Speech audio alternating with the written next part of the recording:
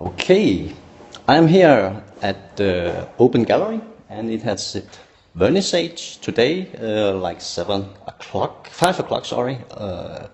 And I have been that lucky to introduce you for the painter here, Tobias, and he had here what is allowed 52 paintings, very colorful, and he will now have a little maybe story about some of the pictures and why he have painted, and maybe a little background about him. So I will go here, and here he stands. Hello. Hello. So, oh, sorry.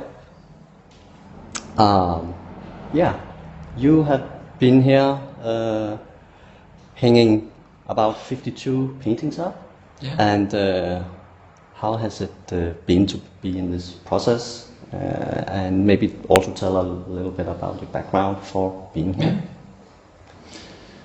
I'm 43 years old. Most of my life I've been playing music, but I was drawing and painting a lot when I was a child. And 4 years ago I started again to paint because I missed that atmosphere, that sense of concentration where I look at something and transfer it to the canvas. And I like to present things to people, ideas, and make them think. So what I do is I paint things that people can recognize, pictures. It might be persons from the newspapers that I use as inspiration, and pictures, and put them together as a collage and use it as a free form of inspiration for my paintings. So I put together things and hope that it tells the viewer something. And now I will present you for some of my pictures and tell you the story that I could suggest one could get out of it. But there's no final solution to how a picture should be interpreted.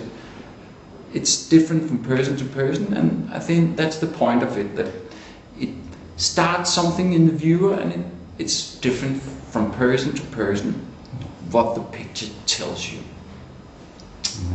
Let me start with this one. It's called Licience to Love, and it may look a little bit familiar because I've sort of based it on a famous picture of Sean Connery from a James Bond movie, and then I've combined it with something that looks like a woman, beautiful woman in the background, and it has this red outline that suggests something about love or passion. And so my idea is that love is for real, love is dangerous, as love is not always easy. Love can be dangerous, it can break your heart. That could be something a story that it could tell, just as dangerous as being a secret agent. Yeah. And here is a picture. Let's see what's it called. It's called The Earth Remembers Everything. And I have two horses, and I've combined them with a brain. It could be a walnut, but it is a brain. And what is the meaning of that picture? Many has been asking me. I guess my idea is that the human beings have developed such a big brain, such a big intelligence, but have we managed it well? Have we done the earth good with our intelligence? I'm not sure. So the animals are looking at the brain and wondering, should we get a brain like the human beings? maybe not, because it's not going very well in some way in terms of climate. So that could be a suggestion. Yeah. What made you? Is that kind of thinking you are doing when you're painting? Are you thinking of the audience when you're painting, or? Yes, I always have the audience, the viewer in mind, in that sense that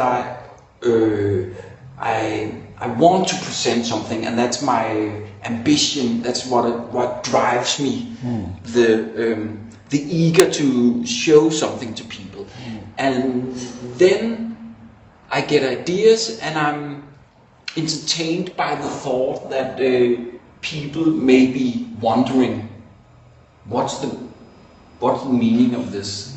And I like this thing that it makes them wonder and make them think, and maybe it makes them feel something in themselves, and if I'm lucky, it expresses something that they have an urge to find represented around them. And if that happens, then I have succeeded, even though they have a completely different interpretation than I have. So I put things together a bit by coincidence, and if it suggests a good story to me, then I think it can work. Some of my pictures are more traditional. I just love women, and I like to paint them, and over here I have a picture of a beautiful woman in green standing in a bathtub with some guys from the 70s. Or it could be women, but it is actually based on a famous picture by a picture that shows a Danish singer-songwriter called Sebastian and his band. And then I've put them at the seaside with a bottle of wine. And I think I have these women in many of my portraits, and it's because they are in my thoughts, but it's also a debate. Are we treating women like something we just buy and enjoy, like a bottle of champagne? Is that the way women are treated? That's a question it might ask, this picture. So once again, it's a mixture between things, and it might tell a story if you're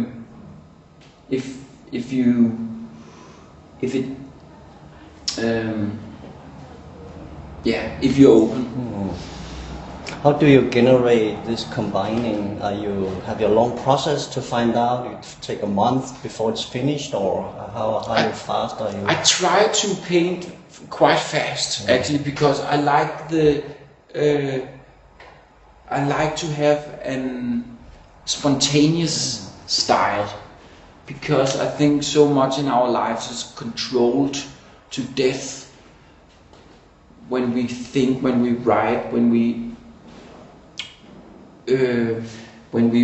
present ourselves to others, we tend to think too much of how it is.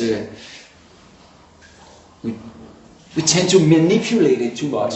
So I try to develop a style where I paint it quite fast, so it has a spontaneity, like life is full of spontaneous things. Let's move on. Here I have a picture called Alt kommer bli bra. That's actually in the language Swedish, and it means everything is gonna be alright. And I have some people thinking maybe they are in a library, and I have a guy here who's covering his eyes with pieces of lemon or orange, and I have a cow. And I think once again I'm concerned about Earth, our climate, about global warming. I think actually it's the biggest threat to Earth that we've seen until now, that the climate actually is getting warmer and warmer, and it will create over time enormous problems in the hottest area of Earth and in the places where people live close to water. So I think my idea in this picture is to say, is everything's gonna be alright? I'm not sure. If we keep on eating so extremely much meat as we do in Denmark, then things are not gonna be alright. It's like we're just covering our eyes and not seeing that these cows that we eat 200 grams each person each day in Denmark, they need so extremely much water and so much food that the food we use to make this living creature, it could feed like hundreds of people. That's, I think these two people are saying, is it gonna be alright? Maybe, I'm not sure. Yeah, if we're just sitting and doing nothing, then things are not gonna be alright, or if we just cover our eyes. I think that's the story that might be in this picture. Yeah, and here's another example of me combining things. It's just called Upside Down, and the lady who has the gallery here, Linda, she likes this picture especially because it has this impossible composition. It's a person seen from above, but then there is a landscape behind which is not seen from above. It's seen from the side, like we normally see a landscape. So it's a thing that cannot actually happen in real life, unless this was a floor that was painted like a horizon. And she's been wondering, looking at it many times, thinking, is this possible or is it not possible? It is not possible, and I think that's what's fun about combining things, that sometimes makes the viewer think, and it makes them return to the picture and look at it more than once. If I just painted a landscape with houses, then I think the viewer would finish off the feeling, the impression too fast. So by combining something that's sort of impossible, it hopefully makes the picture last longer, and it makes the feeling last longer. Here's a picture called Man in a Freezer. And I found this picture of a football player sitting within a box. I think it was advertised for some TV channel package or something called Boxer or something like that. But I've combined it with pieces of meat, like we find it in a freezer. And the story here could be that sometimes I feel like a piece of meat stuck into a cold freezer with nowhere to go. I think that's just my feeling of being tied, being caught into squares in my life. And here's a picture where I have directly been inspired by a wonderful American painter called Edward Hopper. He has a picture that has sort of the same composition, but I've added some flying plates in the air that might be UFOs. So it's called Under the Flying Plates.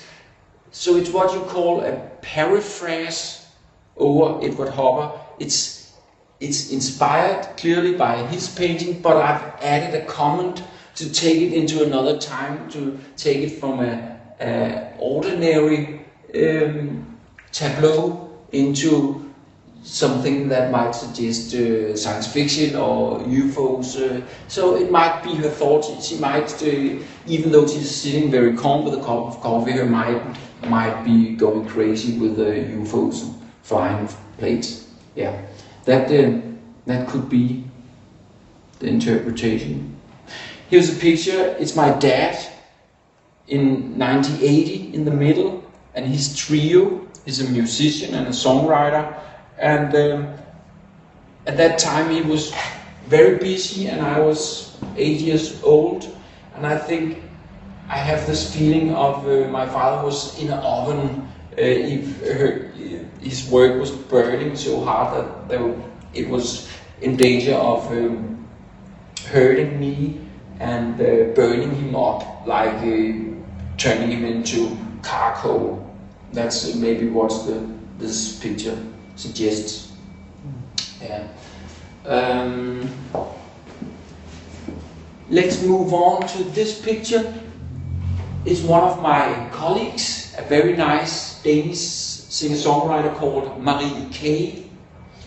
She sings and writes in Danish like I do when I make music, and she've had a late, surprisingly wonderful success with her music, and I've combined her with the eggs, and one of the eggs are gold. It could be like the albums we do as musicians. There's album number 1, number 2, number 3, and then suddenly there comes this gold egg that it could be just like the others, but suddenly one of these things we do are gold to people, and that's just wonderful. And also the frustrating things about art, like music and like pictures. We never know when things are going to be successful. Suddenly, one of these things will make have a value. I guess that could be it. This is Serena Williams, the American tennis player, and I've put her beside a man, some kind of official. He has a self-lightening vest on, and he's looking down in shame. So it could be sort of the anger of the Afro-American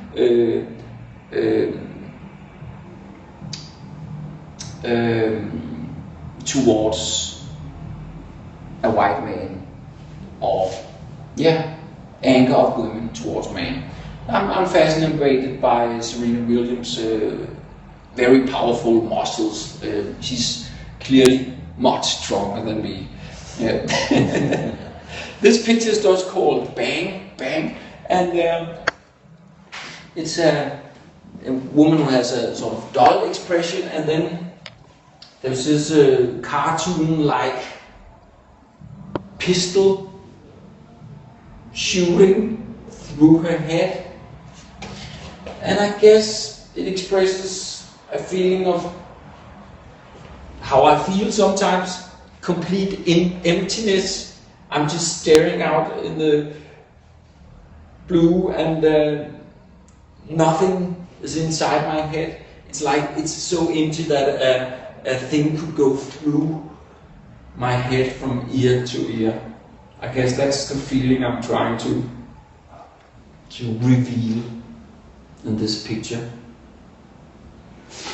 This picture is called Opsving. That's a Danish word. In English it would be expansion, economical expansion, and or more, it could be upswing. That's the Danish word when the economy is going up. And I have a guy here. It's a politician who was famous in Denmark in the 80s called Mogens Glistrup, and he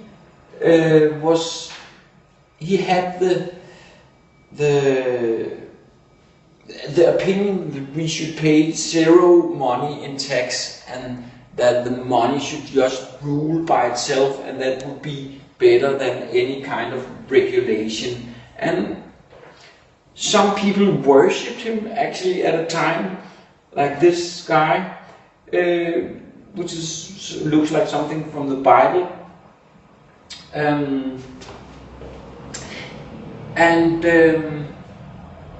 But they are not really sort of part of the society.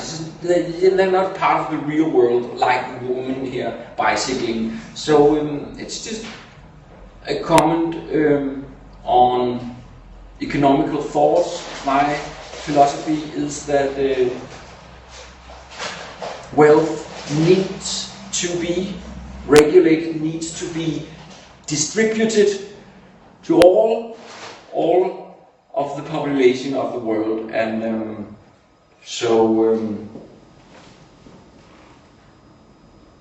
that could be a story that could tell you something when you look at the picture. The last picture I would present for you, it's called The Man Who Could Carry Everything, and I found the picture here. My inspiration, I found it in a theater program, and it was actually a guy who was upside down. He was standing on his head. And I turned him around, and when I turned him around, it was like he has this very strong pressure upwards. So it's a man who tries to carry everything. Like I in my life have tried sometimes to carry too much, more than I could, and it makes you stuck and maybe makes you sad. So it's not maybe the goal to be able to carry everything in life. There are things that you should accept you cannot carry. That could be the story that this picture tells you. So that was some words on my ideas behind my paintings. Most of my paintings are 30 centimeters here and 40 centimeters here, and that's a good package that I hope people will find places for in their homes. Have you any kind of themes when they hang like this here? Yeah, it's all about life and human beings. There's human beings or some kind of life in every picture, and I try not to limit myself. So the images are very different. In that way, I'm quite extreme. I don't have a concept, a special kind of figure that I paint all the time, or a special style sort of. I try to keep on all the time pulling new images into my pictures. So that's maybe the concept, to try to present as many open stories to the viewer as I can. I hear you playing professional, right? Yeah. Are they kind of also music expression in your pictures somehow? Or, yeah, I think it's related to play music and to make pictures. In some ways it's the same. It's having an expression as an artist, hoping to reach people, hoping to move them, not knowing will it last, will it work out right, will people like it, will they not? I just have to try, and if I keep on trying and if I practice, then I believe that I will be able to reach people. It's the same for music, the same for pictures, but when I play music, it's gone the next second. It's an art form which is chained to time. in this way that it's gone once you've played. Pictures, I do an expression and it can last for many years, but it is its own tempo. I do not have control over how it's presented later and how people receive it. So in these ways, music and art and pictures are very different, but there's also similarities, and I feel that I'm able to transfer experiences from one art form to other art forms. My philosophy is that you only live once. I should try to do those pictures and see what happens, and you never know before it's received by the audience what works and what works not. So I just keep on trying. You're looking for your gold egg, and once in a while, with the picture or some similarity with that? Yes, of course. I would very much like to devote my time to paint more pictures, and that would be possible if people like it and would like to have them at home and are willing to pay money to buy these pictures. And it's fascinating that once they are born, if people buy them, then they are completely out of my hands. When I write songs, I will always be able to record the song again and to play the song again at a concert. But if someone buys this picture, then it's in their custody and it's out of my hands, and there only exists this single picture in the world with these figures together. That's fascinating. That's it's also a nice feeling to give something away if people would like to have it. Later on, when you 5 o'clock, we'll have your, I don't know the right word, vernissage or just open gallery. The opening of my exhibition. Yeah, okay. You would do some performance, music performance? Yes, well, I will stand here and I'll sing some of my songs for 20 minutes. Yeah, what kind of style is it? It's singer-songwriter music. You might describe it as pop music. I'm inspired by many styles. I'm inspired by blues, by rock, jazz, Latin music, folk songs, and it's all combined in my songs, which is very much centered around lyrics in Danish. So it was song in Danish? Yes. In Danish, yeah. I could mention songwriters like Bob Dylan and Leonard Cohen as my inspiration from the States. Unfortunately, not being restricting much of you, but have you given out any albums? Yes, I've made many albums. I've been living professionally as a musician and songwriter for 15 years now. Okay. Wow. So, and I'm also working as an actor, and I also teach songwriting. Wow. So that's how I make up my living. Yeah. Later on here, I will post up maybe your homepage or something so people can reach you from this. Yes. Okay. So I think we have a very good idea of you as a person and your idea of painting and your background for that. So thank you very much. I have to remember, because I know you have a father that was quite famous, and I actually received you a greetings from his bassist. I play with him actually now. Thank you. Yeah. Okay. So that's what's funny, to have this link that you are next generation of the musician from that century, or how long he had. I don't remember. In the 80s and 90s he was playing, right? Your father? He's been playing since 71. Okay. But also nowadays mostly paint pictures. Oh really? Okay. Wow. So thank you, and we will come back later when they'll have the official opening. So yeah, thank you. It was a pleasure. Bye. Bye.